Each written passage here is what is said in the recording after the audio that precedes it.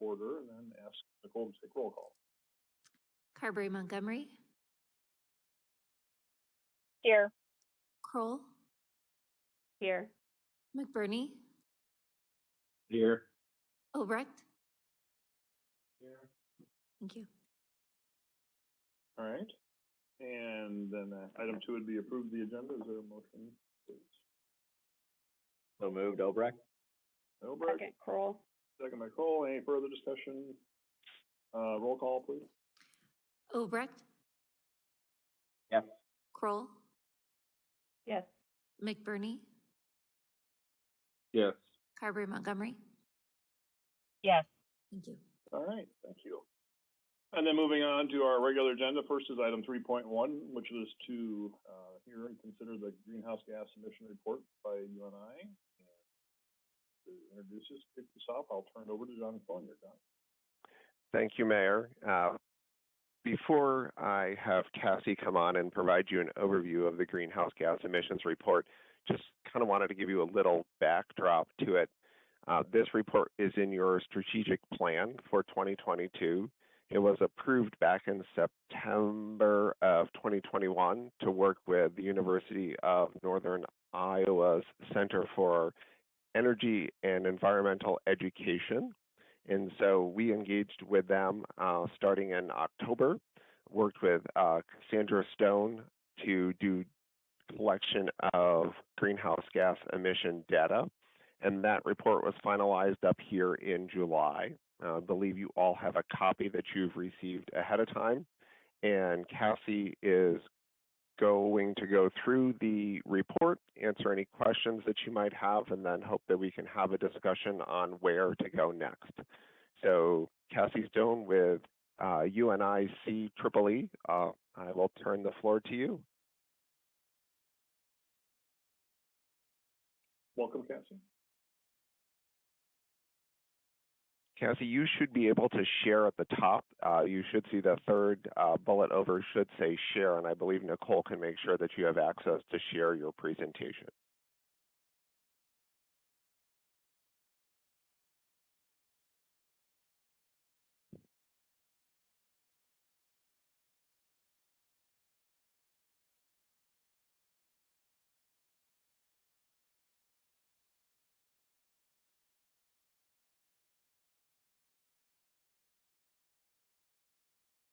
Excellent. We can see your presentation.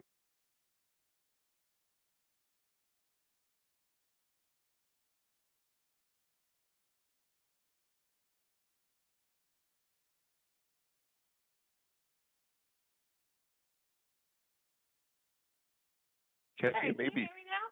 we can hear you now. There you go. Okay, perfect. Sorry for the technological difficulties. My work computer decided that it didn't like WebEx, so I had to use my personal computer. Let me go back to sharing. Perfect. Yeah, so my name is Cassandra Sani. I work with the University of Northern Iowa Center for Energy and Environmental Education, as John said. And I had the opportunity to work with John on this greenhouse gas inventory for Urbandale. We also got some great support from University of Northern Iowa students in a climate action planning class who were able to look over this inventory and give some thoughts and help us prepare some kind of next step ideas. So I'm very grateful to that class as well for their assistance. So just to give a basic breakdown first. So Urbandale emitted about 504,668 metric tons of CO2e in the year 2020. This is pretty normal for a city of Urbandale size. We'll see that later, that it compares nicely to similar cities. So this is about what we would expect. And then we can look at the breakdown from different sectors, and it's pretty straightforward. We see that residential energy contributes, so transportation contributes the most, followed closely by residential energy and commercial energy. Those kind of take up most of the pie.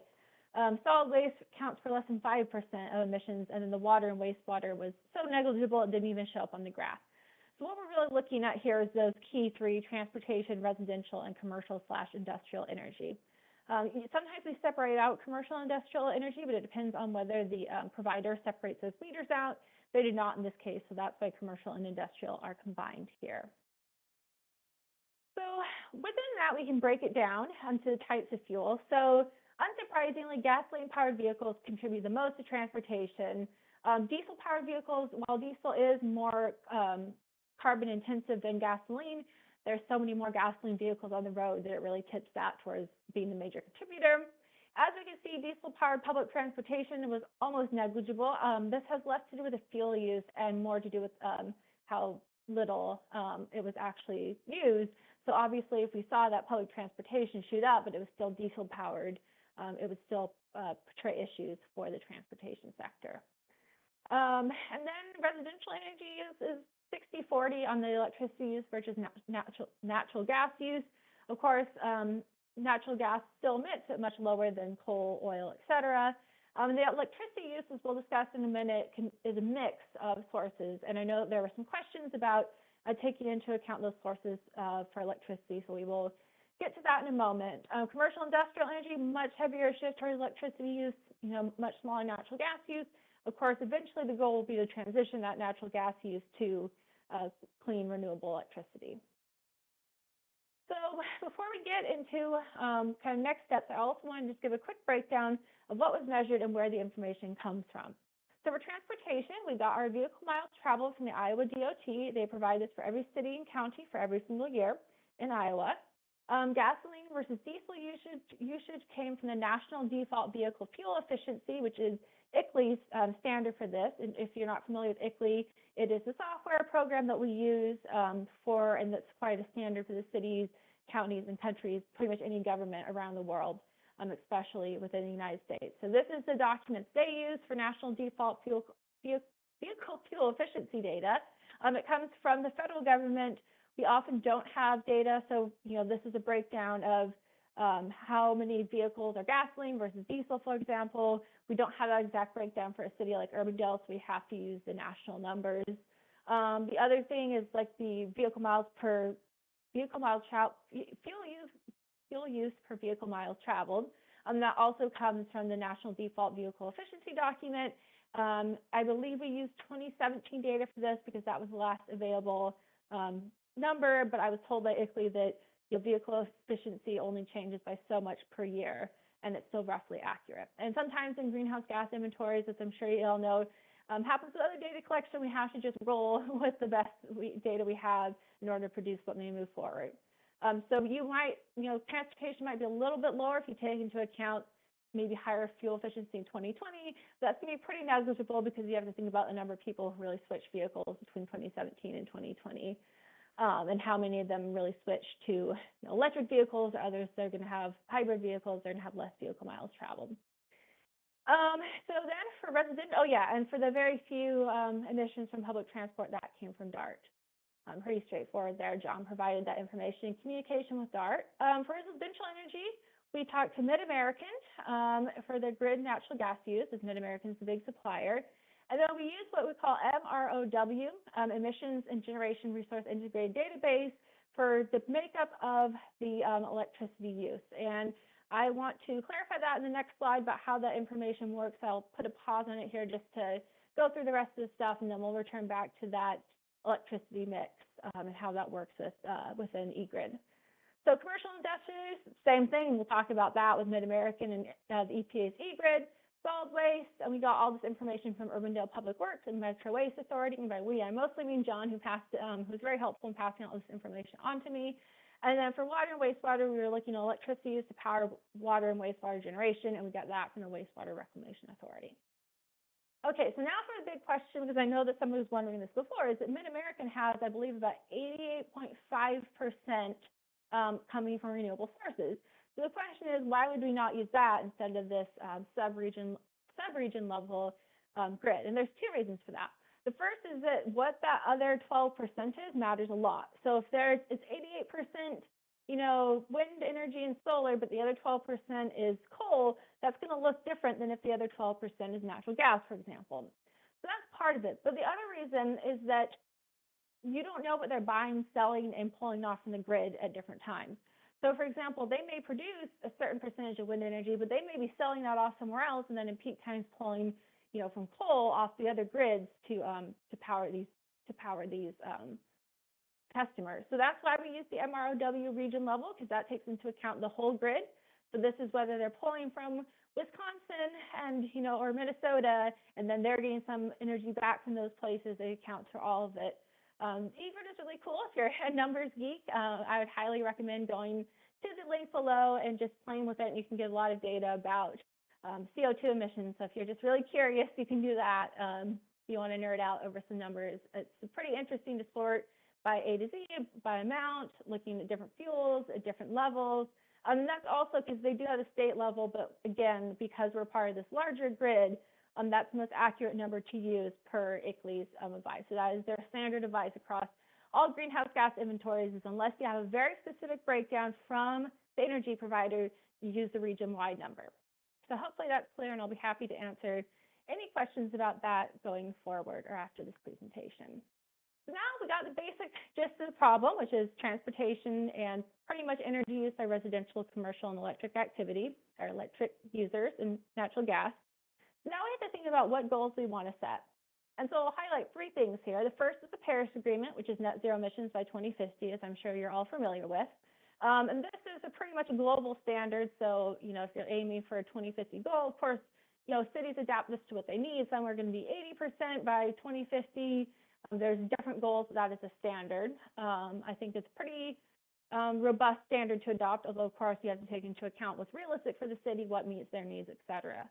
Some interim goals based on other greenhouse gas inventory emissions across the United States are 40 to 55% reduction by 2030, and then 80% reduction by 2040. Now, I know 2030 is creeping up on us pretty soon, a lot sooner than my sense of time suggests, because to me, we're still like in 2015, but we're not.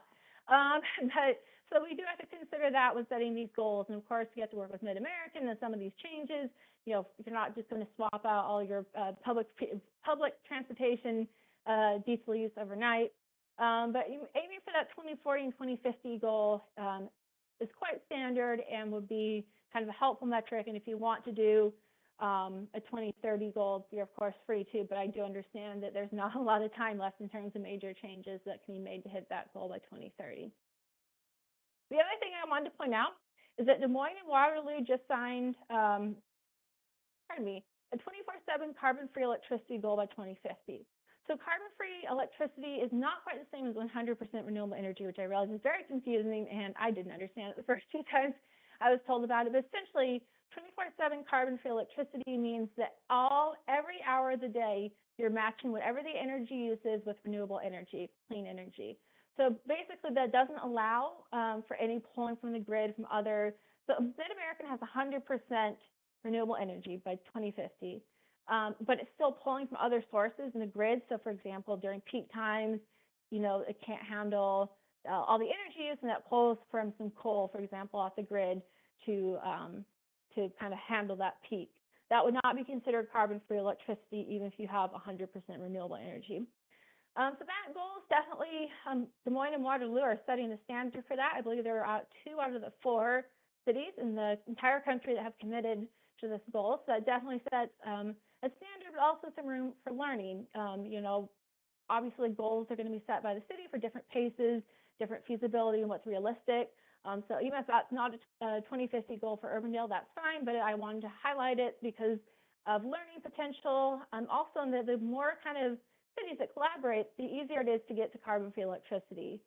Because, if you're very isolated and you're only pulling, you're only working on one city, you pretty quickly run into some issues with storage and other issues that make it hard for renewable energy to be stored for the right times and peak demand. So, there's a possible collaboration there with Des Moines, for example, of course, Waterloo too. I wouldn't kind of set this as the first goal or the first step, but something I thought might just be interesting to keep in mind.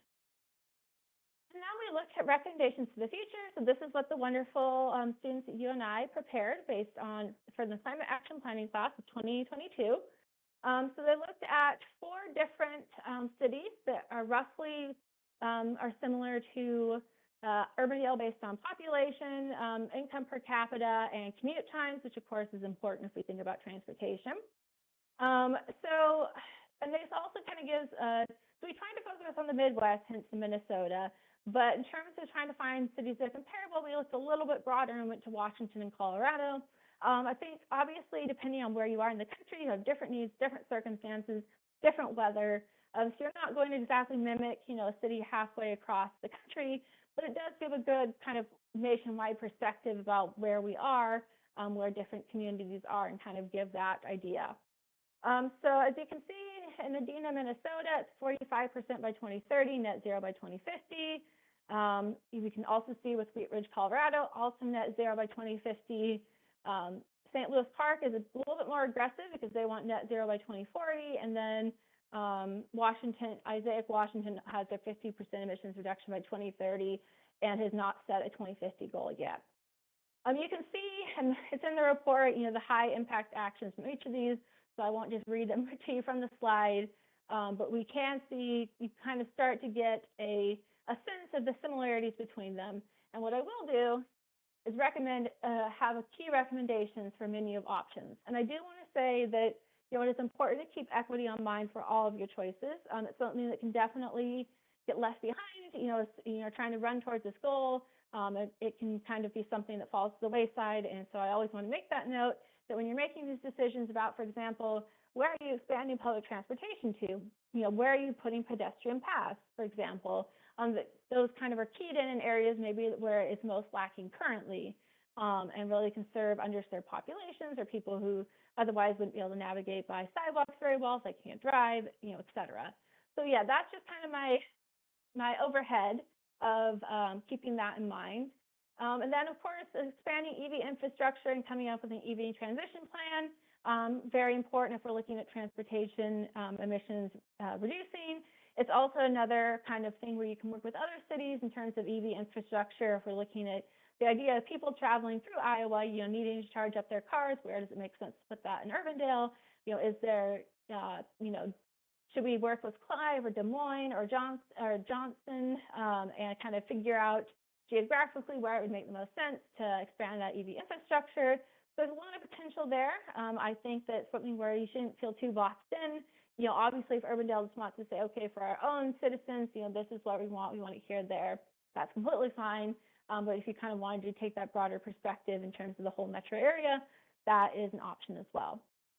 In terms of sustainable development land use plan, this is fairly straightforward. It's looking into the future, the development plan, whether that's construction, green space, agriculture, anything else kind of that falls into that lump of land use.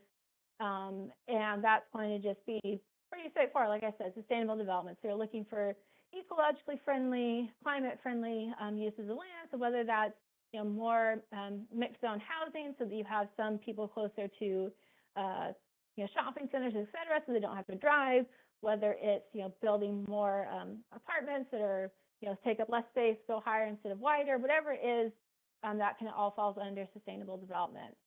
The next option is to do residential, commercial, and industrial energy audits. This is basically so you start targeting the most important buildings first. And this has the kind of bonus side effect of often this is the buildings are using the most energy and thus have the highest bills. So that works well regardless of whether you're a resident of a home or an industrial energy. Everybody likes to save some money. So that's a really great one that kind of has those win-win.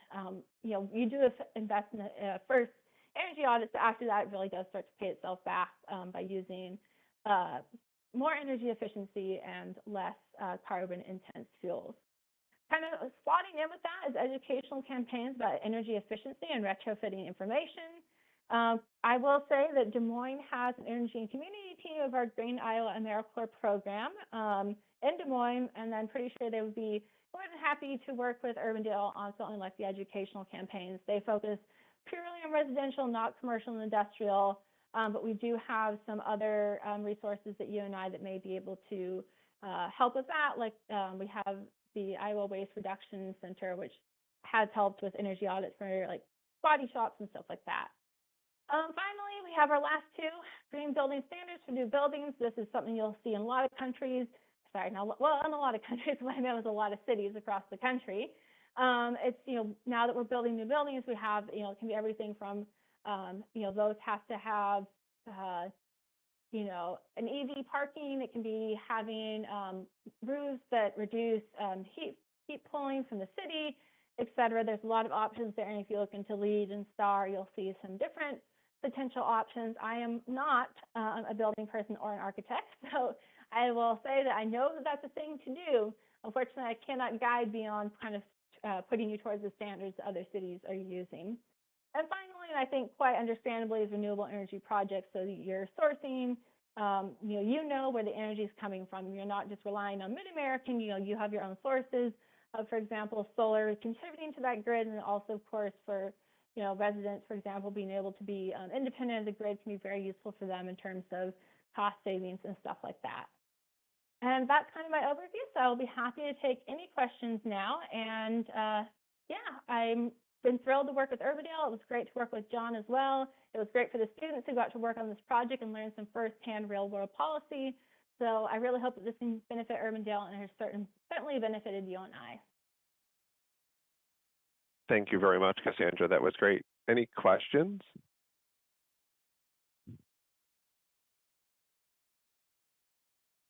Yeah, so I guess question on growth to the future. So if we look to say 2050 and we double our population, how does that kind of play into the metrics cities are using?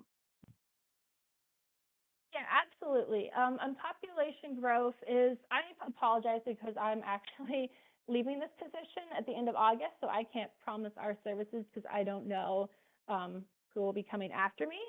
So I will get John in contact with our director for the Green Iowa Miracle Program, and who's also going to be working on this project. But in theory, you could basically play around in ICLEI and look at some population growth numbers and take that into account with energy usage. So, for example, your population doubles. How do you keep your energy use from doubling? And of course, we can go back to more efficient, energy efficient buildings, more solar, wind. Probably not putting a lot of wind energy in the middle of Urbandale. So a lot of solar there. And yes, you have to be realistic in terms of goal setting. Like I said, every city sets its own standards based on its own needs. So if you're looking and you're anticipating a lot of growth, then you might not set that 2050 goal. You may say, anticipating this growth, we want to do 80% reduction, which is still going to be significant given the number of people moving to Urbandale.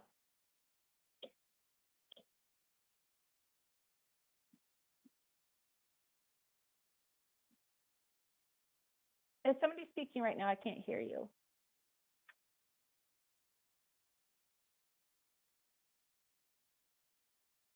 I don't believe so. You're good.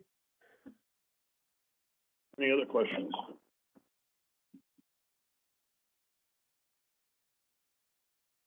Cassandra, I have a question. How have other communities really brought folks into this planning process? Absolutely.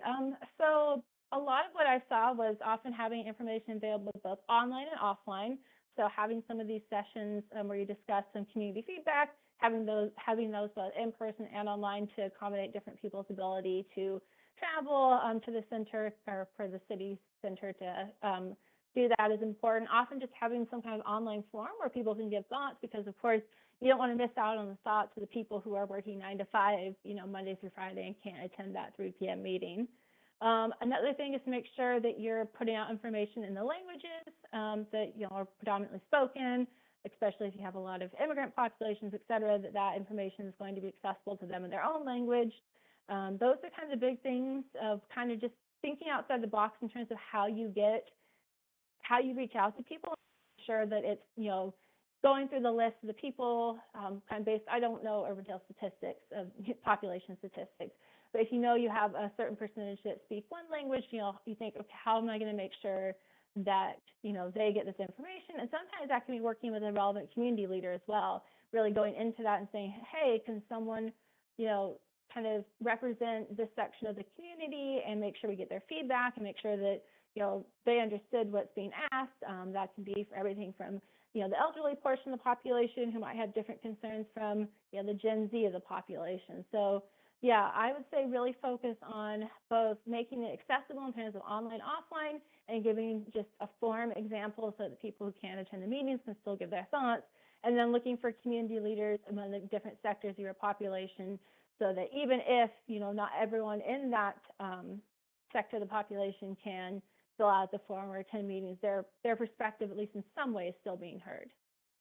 Sure. Matt has a question, and he's not sure he can be heard.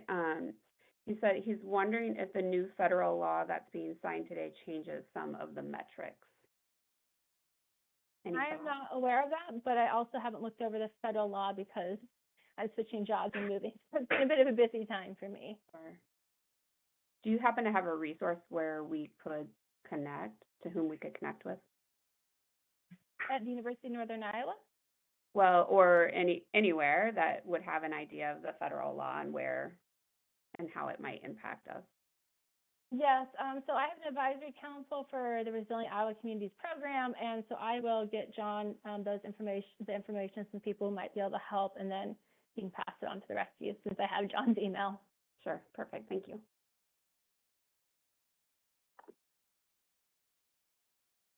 All right, anything further? Hi, it's Bridget. Sorry, I'm driving.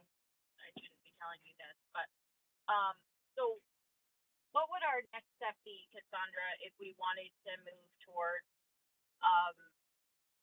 something like Des Moines or Waterloo has passed?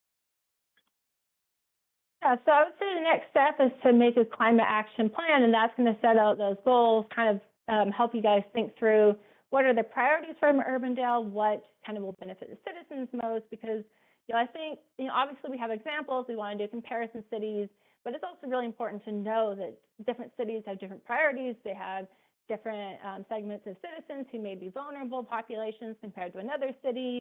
So there's no kind of one-to-one match. Obviously all the needs of Des Moines are not necessarily going to be all the needs of Urbandale.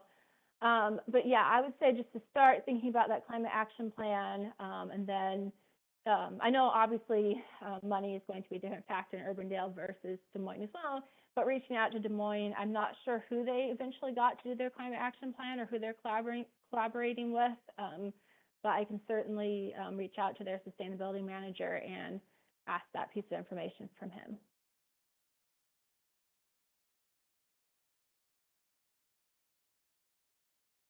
Thank you. Hey, Cassandra, I have a question about, for instance, Adina's climate action plan. Based on what I'm reading here, I know some of this stuff are items that we're currently or in the process of adopting ourselves. Do we know that the plan that they've put in place will allow them to reach their goal of zero emissions by 2050? Has that been looked into?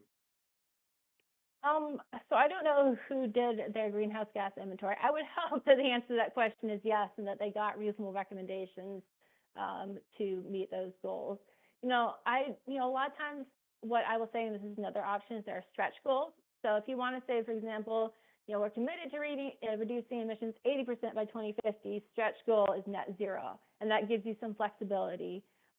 Obviously, yeah, whoever does your climate action plan for you should be taking into consideration whether those whether the actions taken will actually result in the emissions reductions promised.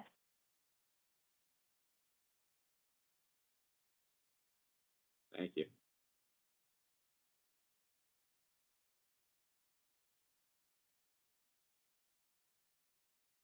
Okay, anything further? Again, I think this is the first step from our standpoint. I think just to get the baseline from where we are, this is good information. I think we do need to have some further discussion on it, and there are a lot of things that we've already, as Larry said, that we've already started to implement on our own. Certainly, we are in the process of looking at our comp plan, and we can incorporate some of those discussions into that as well. And we need to take that all in and have some discussion on where we want to head on this. This is very good baseline information, so we know where we're starting from. AJ? Yeah. Can't hear you. I think you're muted, AJ. I normally just listen intently, but real quick question for our guest. Aside from Des Moines, are there any other metro cities that have that you folks have worked with that might lend us to look to partnerships or collaborative efforts? I would say Urbandale is part of the Resilient Iowa Communities Program, and that would be a big way to look at the other cities. So you have some that are smaller. For example, Decorah might not be a one-to-one to Urbandale or something like that. But we are looking to expand that, and so I would say maybe that's a bit to be seen in terms of allowing these, hopefully as we grow the program across Iowa, we'll be able to bring in more and more, cities into this program and to really make those connections. I will also add that the caveat for that is that I am leaving this position. And, that's the unfortunate realities of grant funding for positions is the money just wasn't there for full-time for this position. But I know that UNI really is dedicated to trying to find at least a half-time replacement who should be able, and they'll have John's information and they'll have this report to review. So as soon as we hire that person, I will have them get in contact with John, and then you kind of can get the ball rolling in terms of reaching out to other cities. Thank you. As far as working with other cities too, I know we've had some discussion at the MPO, and I need to probably follow up, or AJ, maybe you can follow up with Todd just to see if we can coordinate through the MPO on some things as well. Instead of everybody doing its own thing, I think it'd be good if we can coordinate. And I think, and so we can work as a region to try to resolve some of these as well. So. Absolutely. All right. Any further discussion, comments? If not, Cassie, thank you for the information and appreciate your work on this with us. And we'll keep moving on. Thank you for inviting me, and it's been a great pleasure to work with you all too. All right. Thank you. All right. Then moving on to item 3.2, that would be the Neighborhood Finance Corporation presentation. AJ, I'm not sure where we're starting with this, but I'll turn it back over to you. We'll go with John again. Okay, John? It's the John agenda today, Mayor. Yes. Yeah. Thank you. Wanted to have Stephanie Murphy, the Executive Director from Neighborhood Finance Corporation, reach back out to you and kind of give you a recap of our first year as being part of the NFC program here for the two census tracts. Then also to have her provide you a little bit of information about a new program that they are looking to roll out, and then a little bit of a discussion about increasing the forgivable loan amount. So I will not steal Stephanie's thunder, so I will turn it over to her to give a short presentation now. Great, thank you. Thank you so much for having me. It's great to be back. Can you all see my screen that I'm sharing? All right, technology is working thus far, so that's a good thing. Wonderful, yes. So John introduced the three things that we're talking about. I'll just say that our staff here at Neighborhood Finance is really appreciated the partnership with Urbandale, and it's been a good first 18 months, and we're looking forward to more. Here's a recap of what we've done in the past year. Borrowers, 10 borrowers. Most of those, as you'll see on the next slide, are existing homeowners. So we're really hoping that as the housing market's switching and things aren't quite so heated up in the purchase market, that we'll start getting more purchase borrowers, getting those homes that we had looked at before we came that are being sold and are in need of update and are great homes for first-time home buyers. Stop me anytime you have questions about any of the slides as well. This just gives you another look at the same data of what we're doing, some leverage information. So as you'll recall, we have a 2080 agreement with the City of Urbandale and Polk County that provides money to give out to borrowers as a forgivable loan. So all the money that we get in the 2080 agreement goes right back to programming. It doesn't pay for our staff. And so we launched that a little over, almost $89,000 in forgivable loan money in the past year, and then we also use it for our loss reserves. We do see an increase in value when we put that public money in it immediately, and then assume that it will continue as it impacts the neighbors and all of that on the values. Any questions about, before I move into the Energy Advantage program, about the lending to date? So I feel like the previous presentation just fed right into this one perfectly. John serves on, we've had an energy efficiency committee, we didn't have a better name for it, that was meeting because we were seeing that our borrowers had an interest. This predates Urbandale being part of our lending, we saw our borrowers had an interest. Fannie Mae, who we sell a lot of our mortgages to, had an interest in increasing energy efficiency. And though we aren't an income-based program, the majority of the folks that we serve are low or moderate income.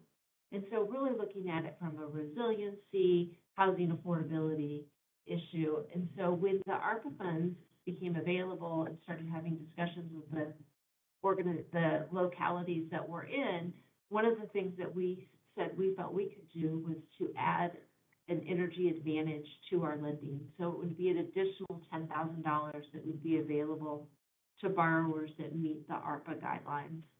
And we can talk more about that. And really looking at first addressing the envelope so people have the insulation that they need, partnering with Green AmeriCorps that was mentioned in the previous presentation to do those caulking things to make that envelope of the home secure, and then looking to things like solar or new furnaces, new windows, all of those other things that can reduce energy costs.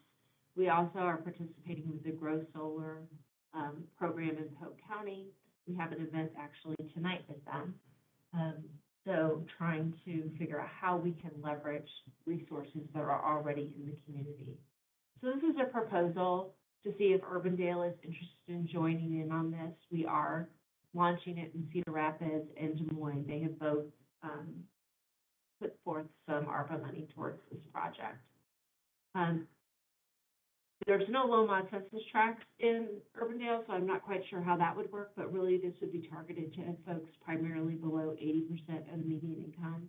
If we found that sometimes there's census tracts that aren't low mod that under ARPA get some special qualified, so we could look into that. But it would be a deferred loan at 0% interest. So at some point it would need to be paid back, or people could pay extra on their primary mortgage with us to pay it down as a 0% interest loan. The request that we're talking about is $133,500, and I've sort of broken down how we would use that money. There's some additional information on the next slide as well for more detail. We do have a small amount that we're making available in each community for those very low income or below 60% borrowers that maybe are connecting with West Help or another program, and they need some additional money to get that work done. And so maybe we can sort of partner and get some energy efficiency things done, but they don't have the capacity to borrow money. So any questions on this program? Or do you want me to keep going? Okay, go ahead. I had to unmute first. So the envelope of the home programs, I think utility companies used to kind of be in that space. Have they basically totally walked away from that space at this point? I think aside from rebates for things, yes, but John's probably more the expert than I am. So really we're looking at partnering with existing programs through Polk County and through Green AmeriCorps. We're talking with Habitat, who has the Green AmeriCorps volunteers here in Polk County. Okay. And then as far as a 30-year interest-free loan, I'm assuming there's still requirements for, if somebody pays off their primary mortgage, do they have to pay you off, or can they keep you on there until they sell the home or 30 years is up? Right. They can. There's the only thing that triggers repayment is if they do a cash out refinance. So they refinance their home to go on vacation or pay off credit cards and not to do home improvements. We do let them subordinate if they're doing additional improvements because we think it's important that people are able to use their equity for that. Or if they sell their home, then they would pay us back. Thanks. Any other questions about it? And it would be tied, maybe I wasn't clear on that too, it would be tied to our traditional loans. So they wouldn't just come get the $10,000. They would, so what we're going to do is when people come to us that meet the qualifications, either location-based or income-based, then we'll say to them, are you interested in doing some additional energy efficiency things or energy advantage? We're trying not to use efficiency because some of them won't be necessarily efficiency, but getting to that more net zero through solar. And then if they are, then we'll go down that path with them to see what that looks like. So it will be a combination. So they'll also have the up to $10,000 forgivable loan available to them. It's sort of an add-on. I think and the reason we're doing that way is because you can see our admin costs are pretty low. And they would be much higher if we were launching a whole new program. Certainly we can test the success and see that, but we felt like this way we didn't have to spend the money on launching a new program, just adding on to our existing. Any other questions? Okay. The other discussions that we're having, and I just thought this was a good time to introduce it to see if you're interested. But we are increasing our forgivable loan amount to $15,000. It's over the 10, the maximum. If anyone's done any home improvements in the past year and a half, you know the cost of doing construction has risen dramatically. And so just trying to make deals happen. There's some deals that we can't make happen because of value with the 10,000. And so we are increasing it in Cedar Rapids for sure. We're in discussions with Des Moines at this point. It wouldn't mean, and that's sort of what the bottom chart shows. So right now, the 2080 agreements that we have that go through June of 2023 are for $74,000 a year from both Polk County and from Urbandale. If we were to increase it and increase our lending, which we fully expect to do, it's always something that we build on, like with more, because we don't have a huge marketing budget, so realtors and neighbors and friends are our best. We did go to the National Night Out, and our staff was very busy and very engaged with customers there, and potential homeowners. So we're excited that we'll get some business from that, and happy to attend other events as well. So this is something to consider. I'm projecting that the amount needed would increase to 166,000, rounding a year in the forgivable loan money or 2080 money, and that's a non-federal source of money. Any questions about that? Calculations or anything? What's new at Neighborhood Finance? I guess one thing I didn't put on this slide, you may hear rumors of it, we are moving. We've sold this building. We haven't closed on it, but we have purchased a new building. Well, not new, it's very used and will need renovation, but at 4908 Franklin. So we're going to be part of that Franklin Avenue corridor. We will be closer to Urbandale. And we are excited about that. We've outgrown the space with our current staff. So we're excited about having a larger space. That will be later this year, maybe even early next year, once we get the renovations done. But we did the Urbandale offering specific because we were mid offering. So just a little recap, we sell our loans to local investor banks and also to Fannie Mae. And so we had used all the money that we did for that initial offering, which we're really excited about.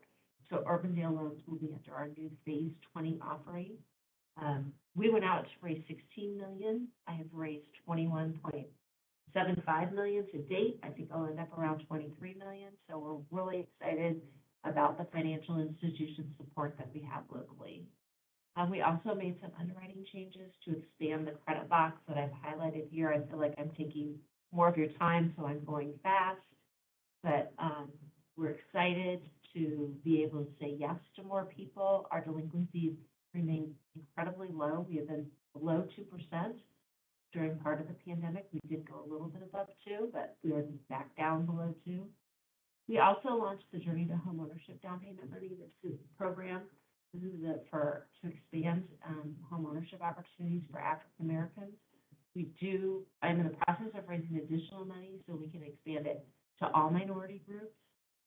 But really leaning into the work that the One Economy folks have done and their blueprint for action to increase African American homeownership by 2%. I think we've closed 5 of those so far. That money is available through us as well as other local renters that participate in that program, and it's up to an additional $15,000 in down payment assistance. There's information on our website. Please help spread the word.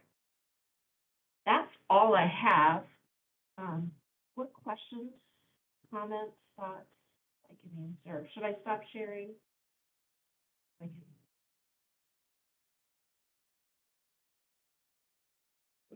Great information. Any questions for Stephanie?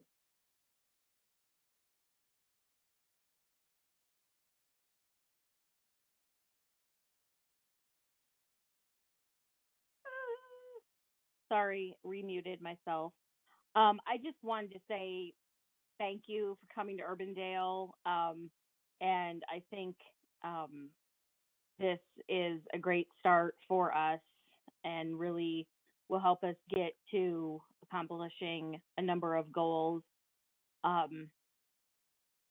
we have. But I think maintaining quality owner-occupied homes in the eastern part of our community that are more naturally affordable is something that is a really valuable thing for us to do, and that's what I think our partnership with you achieves. So thank you. Awesome. It's been a pleasure. It's been energizing. It's always fun to do something new in our new community. Our staff is really excited, so I appreciate the opportunity. I'm not sure if this is a question for you, Stephanie. It's just out of the lack of knowledge and being new to the council. How are the areas decided in Urbandale, since we don't have the low census tract to operate off of? We picked the areas that had the lowest income census tract, is how we picked those two. There is the opportunity potentially to expand in the future. One of the things that we have to keep in mind is that 60% of our lending has to be in a low mod census tract or to a low mod borrower for us to keep our CDFI status. The CDFI fund, part of U.S. Treasury, has been putting out a lot of money the past few years, and so they've never gotten around to our request to change our service area. So all the loans that we're doing in a lot of our areas don't count towards that. Once they get around to approving it, we're at 80%. So that gives us the ability to expand to other areas.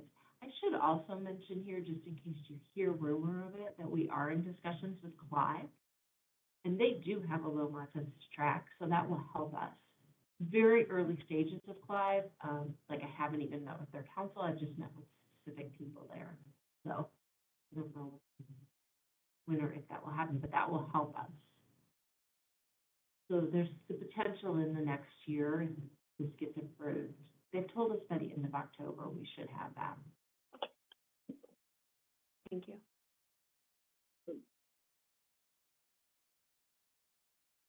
Anything else? Anything further? Bob, I have a question if I might. Good, Bob. I see the new, I'm glad to see that the 148,000 was utilized 100% in Urbandale. That's great news. And I see the new amount is 165 something. So the 74,000 match from the county would then go to 80 and some change. Is that what I'm understanding? Are my numbers right there? It actually go to 164. It's 164 from both, because we're projecting two things: to have the lending double, like our numbers double, so we would go from doing 10 loans a year to 20, and then also we would be increasing the amount to 15,000. Now, I'm getting into the weeds here, but I just want to mention it. Part of the money is used for our loss reserves, and because we did primarily home improvement lending, those are the loans that we have loss reserves on, because we're not selling those on the secondary market. So we ended up using more on that than we had projected. As time goes on and we can get more purchases, we'll use less money on loss reserves, would be the ideal. And as we're in Urbandale longer, at 10 years, we can start to release those loss reserves because of the aging of our portfolio.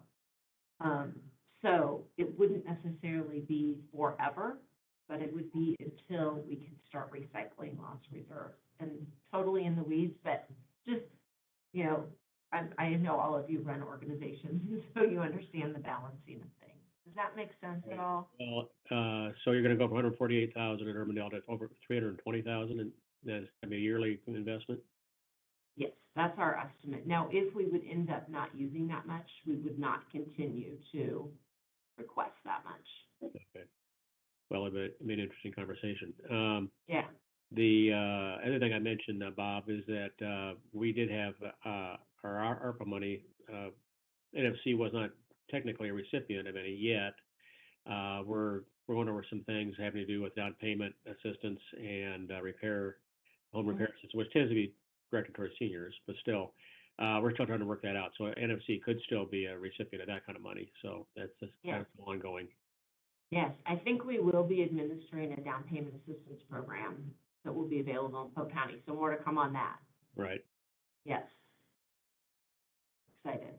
But it will be for borrowers from many lending institutions, not just NFC. Okay. Great. Anything further? Well, again, we do appreciate having NFC within Urbandale. I think it's helped, as Bridget said, to our community, and we look forward to a lot of years that we're going to keep moving this forward. So, thanks for your help. Thank you so much. I'll leave, and unless Brad, I don't need to stay for anything. Well, I think thank you. Yeah. I think, yeah, if there's anything further, Stephanie, you had any concluding remarks at all, or not? I don't. I'm sure that John will get you the presentation if you don't have it already, and then we did a one-page flyer with some of the information on here. If you ever are going to a meeting and you feel like it would be helpful to have me or someone from our staff come along to present, please just reach out. We're happy to do that. We'd love to get out to the community as much as possible. Okay. Thanks so much. Wonderful. Thank you. All right. That takes us to the end of our regular agenda. Do we have anything else for the good of the order from anyone? Mr. Mayor, again, if I may, real quickly, I had sent something out about a possibility of you folks getting together earlier next Tuesday to talk about some of the fee structure for the park shelters. I just wanted, we're starting to plan, so I got one response. And so I just wanted to know if 5:15 would be amenable for you folks to meet and have that discussion about what direction you want to look at our fee structure for our park shelters. Again, we're in the fiscal year that began July 1st, so we're really just finishing up our second month. We're going into the fall and the winter season here sooner than we want to, probably. But at the same time, it's just things that we need to know from a staff perspective. What, if any, changes you're going to make, when those changes will take effect, all of that. And again, it was raised at the last council meeting. There was some curiosity about where we were in the process. We distributed information previously. Again, if you guys want to meet, that's great. I was suggesting 5:15 or so, maybe have a half-hour discussion break before the council meeting. If that's amenable, we'll plan that on the agenda then. Okay. Does that work for everybody on here? Larry? Can you hear me now? Pat? Yeah. Hello? Okay. So yes, I'm here. I figured it out. 5:15 is tough for me because I may have a toddler with me if it's 5:15. I'm just letting you know because my wife doesn't get off till like 5:30, 5:40. That's why I'm always coming in like right at the buzzer. So you all can meet and just have the conversation. It can be filled in later, but I may have a toddler if it's 5:15. We're family friendly, Matt. Good. Absolutely. Yeah, I know 5:15 works for me. I can make it work. Amy, you're nodding your head. Bridget, you're good, obviously. Right? Yeah. All right. Well, let's plan on it. We'll put our agenda together accordingly. Thank you, Mr. Mayor. Appreciate it. All right. Anything else for the good of the order? Well, again, thank you everyone for spending time with us today. Nice pen, Larry. Thanks for spending time, and we'll stand adjourned. Thanks, everyone. Have a great rest of your day. Bye, everyone. Thanks, everybody. See everyone.